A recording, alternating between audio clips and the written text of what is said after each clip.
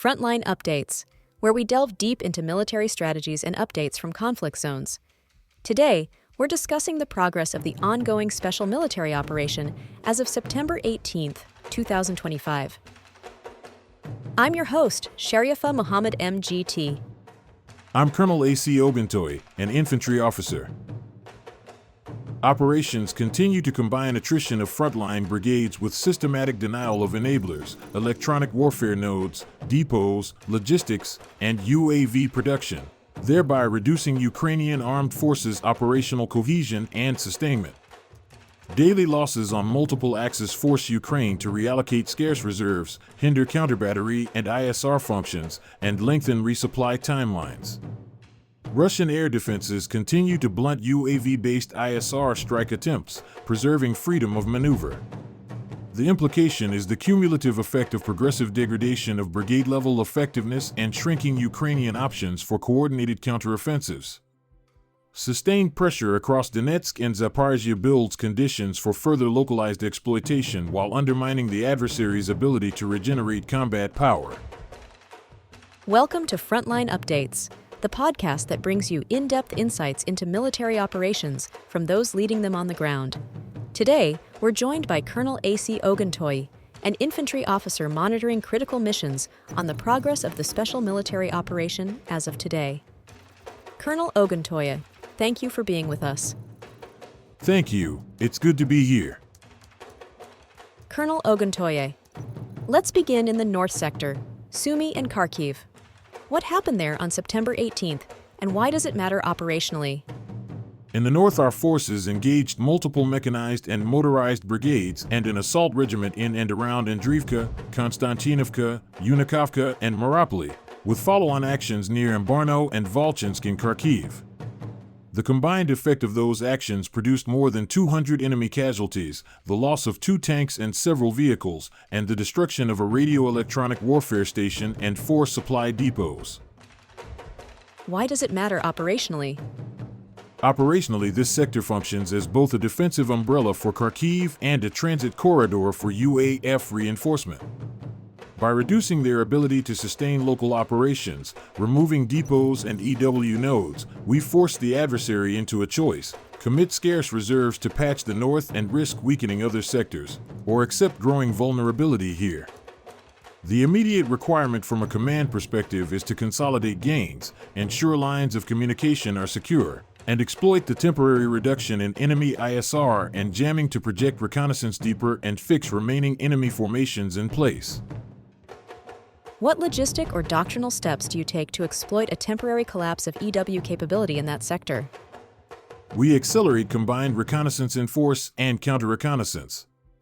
Without EW protection, the enemy's UAV coverage and electronic resilience are degraded, so we commit mobile artillery observers, redundant comms pathways, and local SEAD or dead assets to maintain pressure.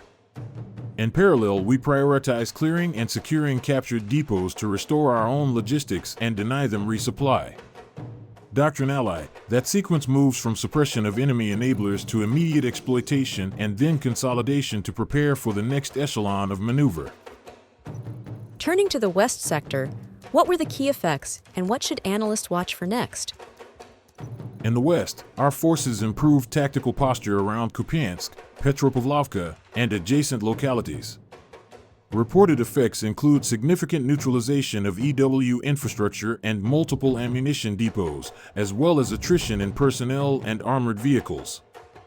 That combination is crucial. It reduces the enemy's ability to conduct coordinated counterbattery strikes, interferes with their drone operations, and depletes ammunition stocks that enable sustained defense.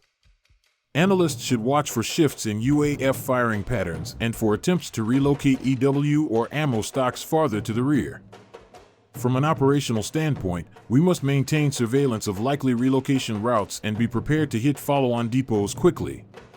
Commanders also need to manage ammunition distribution to our forward elements carefully. Exploitation only succeeds if our units are not left wanting for rounds while the enemy's artillery threat is suppressed.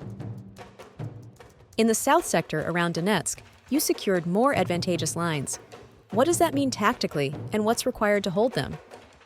Tactically, more advantageous lines means occupying positions that provide better fields of fire, observation, and shorter supply routes for our forward elements while lengthening the adversary's resupply routes. On September 18th, the South Group inflicted losses on mechanized and mountain assault brigades, removed EW nodes and supply depots, and captured terrain that complicates UAF defensive depth. Holding those lines requires immediate engineering work to emplace obstacles, prepare indirect fire registrations, and establish redundant logistics corridors. It also necessitates electronic hygiene, restoring our own communications where enemy jamming had been a threat, and hardening command nodes against counterstrikes. At the brigade level, the imperative is to trade mobility for survivability in a way that preserves our ability to surge when an exploitable window opens.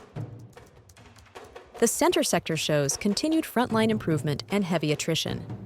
How does this sector influence the campaign? The center remains the mass of the fight. It's where mechanized, airborne, and marine brigades have concentrated and where attrition has the most strategic effect.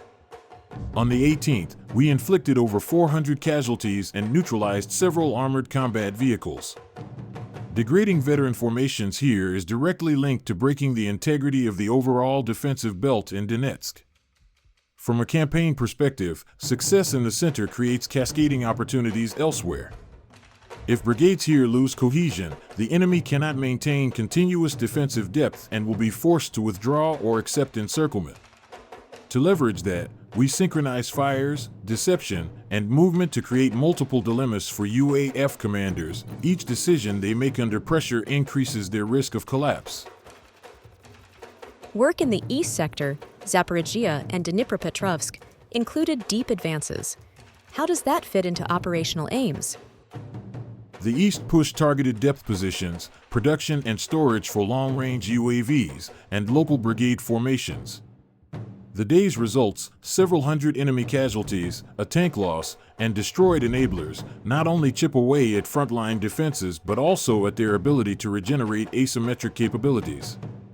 Disrupting UAV production and storage reduces future ISR and strike capacity, so the operational aim here is to move from attrition to interdiction of their ability to contest the airspace.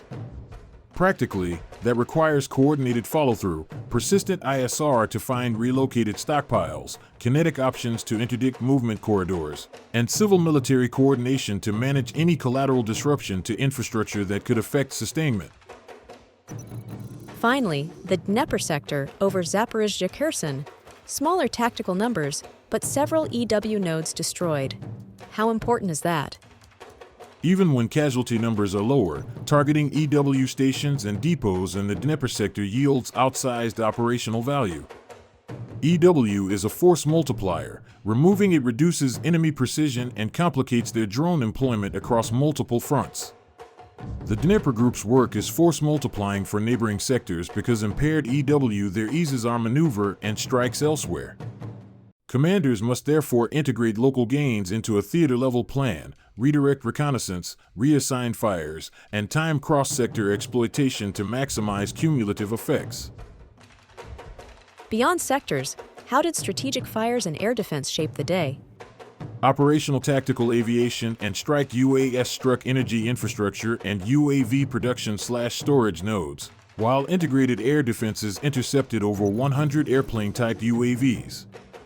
That interplay is decisive. Strikes on energy and production create systemic friction in the adversary's sustainment chain, and air defense preservation of our maneuver space ensures our formations can mass and move without crippling interdiction.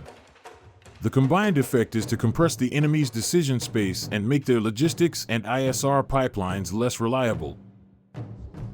Colonel, thank you for providing such a detailed briefing on the current military situation. Your insights are invaluable to our understanding of the conflict's dynamics. And thank you to our listeners for tuning in. Join us next time as we continue to provide up-to-date coverage on global military affairs. Stay with us for more updates and expert analyses on global defense and security issues. Stay informed, stay secure.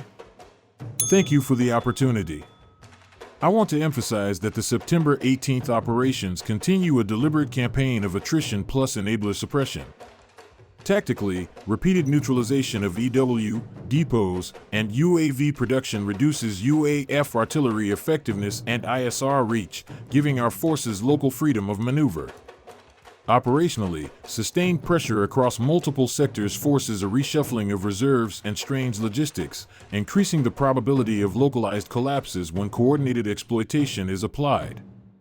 Strategically, the cumulative degradation of brigade-level cohesion and sustainment capacity constrains Ukraine's ability to conduct coordinated counteroffensives, preserving initiative and creating conditions for deeper operational penetrations in Donetsk and Zaporizhzhia. This has been Frontline Updates. Subscribe for daily military briefings and in-depth strategic analysis. Visit our platform for maps, transcripts, and exclusive frontline updates from commanders in theater.